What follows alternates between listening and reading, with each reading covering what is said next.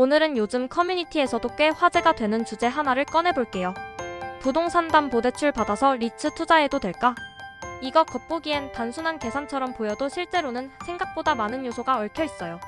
최근 한 투자자 분의 실제 고민 글을 보고 저도 꽤 흥미롭게 봤습니다. 5천만 원 대출 중인 상태에서 추가로 1억 5천만 원을 더 대출받아 리츠 ETF에 투자하겠다는 계획이었죠. 이 글에서 저는 그 사례를 중심으로 대출을 이용한 리츠 투자 정말 괜찮을까? 라는 질문에 현실적으로 답을 드리려 합니다. 1. 투자 구상이자보다 배당이 높으면 무조건 이득일까? 간단히 정리하면 이래요. 기존 담보대출 5천만 원 4% 고정금리, 추가대출 1.5억 예상금리 4.1%, 투자 대상 TIGR 리츠 부동산 인프라 ETF 배당률 약 7.6%. 계산을 해보면 연 이자 비용 약 615만 원, 연 배당금 약 1,147만 원, 세후 970만 원 수준. 즉, 이자보다 배당이 약 35만 500만 원 정도 많아요. 표면상으로는 이거 이득인데? 싶죠. 그런데 여기엔 조건부 전제가 깔려 있어요. 리츠의 배당률이 유지된다는 가정, 주가가 크게 흔들리지 않는다는 가정, 금리가 오르지 않는다는 가정. 이 세 가지가 동시에 유지되어야 합니다. 즉, 지속 가능한 수익 구조인지가 핵심이에요. 2. 현실적 계산 단순 수익률보다 중요한 건 변동성. 리츠 ETF는 기본적으로 부동산에서 발생하는 임대 수익을 기반으로 배당을 줍니다. 그런데 이 배당은 매년, 심지어 분기마다 변할 수 있어요. 2022년 금리 급등기에는 대부분 국내 리츠 배당이 2030% 줄었습니다.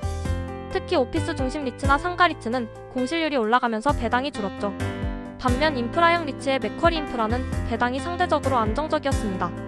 그래서 7.6% 고정 배당은 없습니다. 그건 최근 1년 기준일 뿐이에요. 앞으로 금리, 경기, 공실률, 임대계약 구조에 따라 달라집니다. 즉, 단순히 이자 4.1% vs 배당 7.6%만 보고 판단하면 배당이 줄거나 주가가 흔들릴 때의 손실 리스크를 놓치게 됩니다. 3. 레버리지 구조의 위험. 고정금리일수록 안전. 레버리지 배당 투자, 즉 빚으로 투자는 이자보다 수익률이 높을 때만 통하는 구조입니다. 따라서 고정금리 대출로 진행하는 게 정말 중요해요. 변동금리였다면 금리 1%만 올라도 수익이 바로 사라집니다. 또한 리츠 ETF의 주가가 10%만 하락해도 실제 체감 수익은 순식간에 역전돼요. 예를 들어 1.5억 투자했는데 10% 하락 시 평가 손실은 1,500만 원. 연 배당 970만 원으로는 한 해 만에 복구하기 어렵습니다. 그래서 이런 투자는 단기 매매용이 아니라 장기 보유용으로 접근해야 합니다. 최소 23년 이상 금리 인하 사이클과 함께 가져가야 의미가 있습니다. 4. 세금 구조 모르면 손해. 분리과세 제도 활용하기. 많은 분들이 모르시지만 리츠 투자에는 9.9% 분리과세 혜택이 있습니다. 단 조건이 있어요. 일반 계좌로 투자해도 가능. ISA 필요 없음. 증권사의 분리과세 신청 필수. 3년 이상 보유해야 혜택 유지. 투자금 한도는 5천만 원까지. 즉 일정 금액까진 세금 부담이 크지 않습니다. 게다가 부부가 각각 투자하면 금융소득 종합과세 한도를 나눌 수도 있습니다. 이런 점을 보면 글쓴이처럼 배당형 자산을 부부 계좌로 분리 투자하는 건 꽤 현명한 전략이에요. 5. TIGR 리츠 vs KODX 리츠 어디가 더 유리할까? 두 ETF 모두 국내 상장 리츠 중심이지만 구성은 조금 달라요. 구분. TIGR 리츠 부동산 인프라, KODX 부동산 리츠. 주요 구성. 맥쿼리 인프라, 롯데 리츠, ESR 캔달 스퀘어 등. 맥쿼리 인프라 비중 30% 이상. 배당률 약 7.6%, 약 9%. 분산성. 인프라 상업시설 물류센터. 맥쿼리 비중 높아 집중도 큼.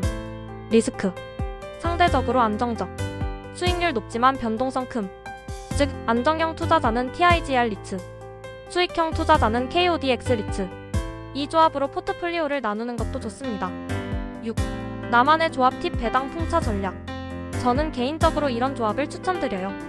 대출금 1.5억 중 1억 TIGR 리츠 부동산 인프라, 5천만 원 KODX 미국 배당 커버드 코렉티브 44만 1640. 이렇게 하면 월 배당 ETF와 국내 리츠를 섞어 배당 시기를 분산시키고 환율 리스크도 일부 상쇄됩니다. 즉, 매달 배당이 들어오는 배당 풍차 구조를 만드는 거죠. 이 방식은 심리적으로도 안정감을 줍니다. 내 돈이 매달이라는 느낌이 나거든요. 7. 결론. 이 전략 결국은 관리형 투자. 정리해볼게요.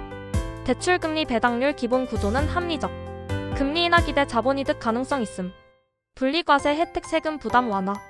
고정금리 유지 리스크 관리. 즉 조건이 맞는다면 충분히 시도할 만한 전략이에요. 다만 단기 차익보다 현금 흐름형 포트폴리오로 봐야 합니다. 리츠는 단기간 급등을 노리는 주식이 아닙니다. 꾸준히 배당을 받고 장기적으로 부동산 가치와 함께 성장하는 자산이에요. 한 줄 정리. 금리 4% 시대에 배당 7% 자산으로 레버리지 돌리는 건 나쁜 선택이 아닙니다. 다만 빚으로 하는 투자는 타이밍보다 지속성이 중요하다는 걸 잊지 마세요.